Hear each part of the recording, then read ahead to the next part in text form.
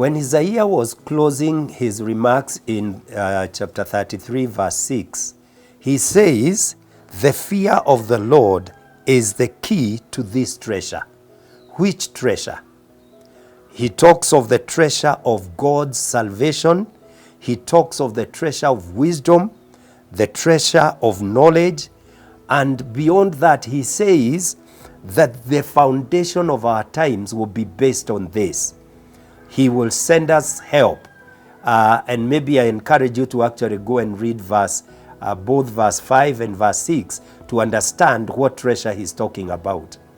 But I do not want to discuss so much about the treasure as I want to discuss that statement, the fear of the Lord. What is the fear of the Lord that keeps being repeated over and over in the Bible?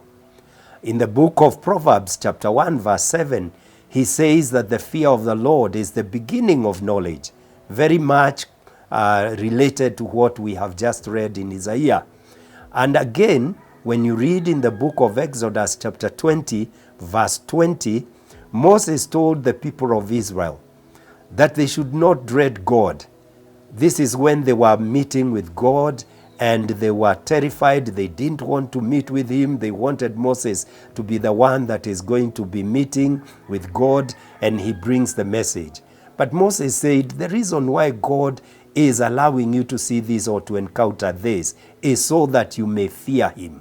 So he's still saying about the fear of the Lord. What is this fear that he is talking about?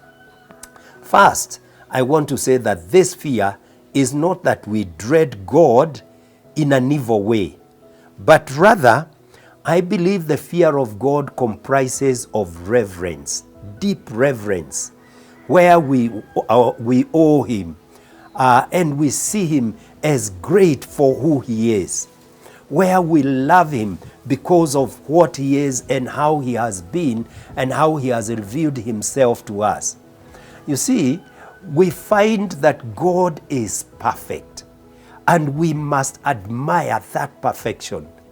Of course, the defining characteristic of God is that he is holy, meaning that there is nothing that is lacking in him. There is no imperfection. There is no shadow of darkness, of evil, of ill in God. God is perfect in every way. And because of that holiness, when we appear before him, we tend to we should admire him. We should, yes, fear him in a good way, in a godly way. We should even love him.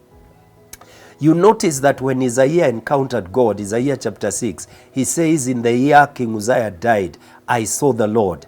But his reaction was, oh, I am unclean.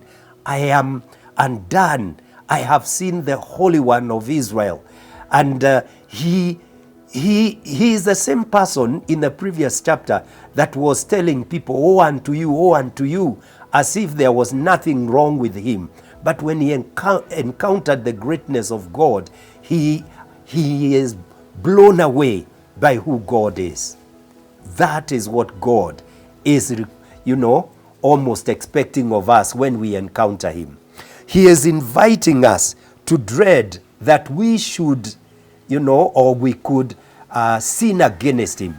When we encounter him, the possibility that we would even do anything against him should take over our lives. We should be guided that way.